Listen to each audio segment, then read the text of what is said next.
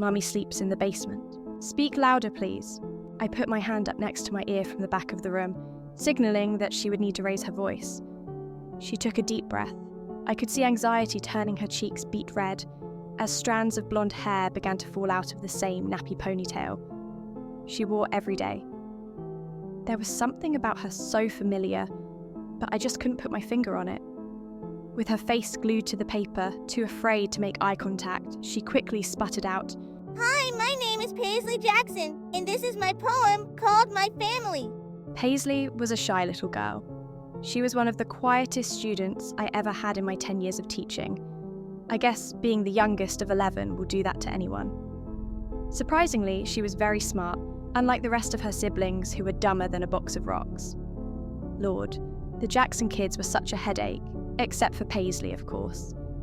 I just wish I could have given her more opportunities to improve her future. Don't get me wrong, I tried to help Paisley, I did. I gave her clothes, food, and even had funds lined up for her. But living dirt poor in a shack out in the middle of the desert was a bad hand to be dealt in life. Besides, no matter what I did, it wouldn't have made a difference. Everyone knows that the cycle of poverty is almost impossible to break. I crossed my legs, pen in hand, preparing for yet another bland story about family I'd never get to meet. If you've ever worked with underprivileged kids, you'd know that guardian involvement is quite rare. When it came to interest in their daughter's education, Paisley's parents were no exception. "I have 2 mommies. One named Betty can make good spaghetti. I call her Mom. She's the one who's married to my dad, Tom. One named Claire with pretty yellow hair. I call her Mommy. Dad calls her his project, his hobby." Being smack dab in the middle of Utah, I've seen hundreds of polygamous families, so this didn't strike me odd. Besides, even though polygamy is illegal, I try to keep my nose in my own business. "Mom takes care of us all. She can do that because she's so tall. Mommy wears a pretty silver bracelet. She wears it because she's so famous." Wouldn't be the first time I saw kids coming up with stories about celebrity parents to add excitement to their ordinary lives. I just didn't expect it to come from Paisley. "Mommy has me and Tommy. He's one of my older brothers. Mom is a lot older. She has all the others." I cringed. That meant that one of Paisley's mothers had given birth to 9 children. I couldn't imagine going through that many pregnancies. "Dad says me and Tommy are a gift from God. He'll never hit us with a rod. His pride and joy is Tommy, but he says the only person he truly loves is Mommy." I looked up from my grade book with the line about a rod catching my attention. However, this wasn't the first time one of my students had accidentally reported abuse. The truth is, CPS picks and chooses who they want to help. "Mom is having another baby.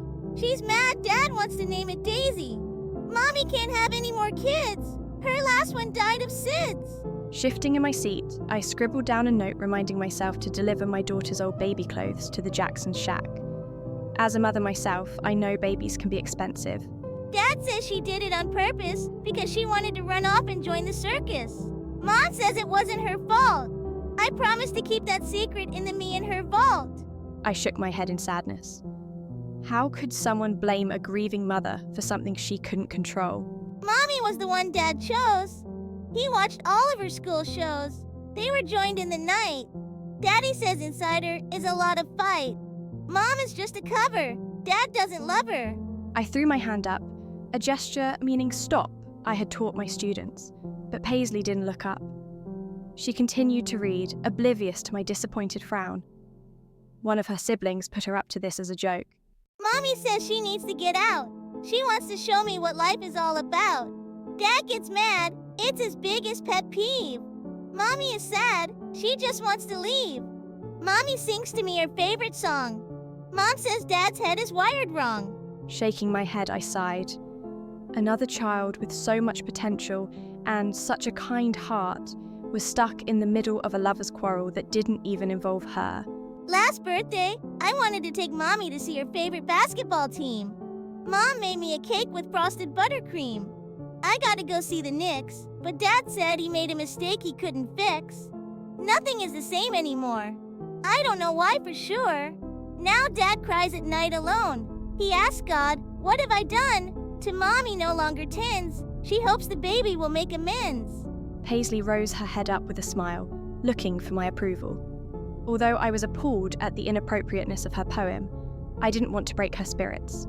She was very proud of it, and scolding her for something that wasn't her wrongdoing was just going to send that little girl back into her shell that I'd been trying to break for months. So instead, I clapped, making the rest of the class, who were too young to understand the gravity of the situation, applaud too. Mrs. June, I brought a picture of Mommy for extra credit. It's got one more part of the poem. Can I show the class? I nodded my head, thinking there couldn't possibly be any details worse than what she already presented. Paisley reached into the front pocket of her old worn-out hand-me-down dress, pulling out an old, aging photo. She flipped the flaking picture around, displaying it as if it were her most prized possession. My blood ran cold. I finally figured out why Paisley looked so familiar to me.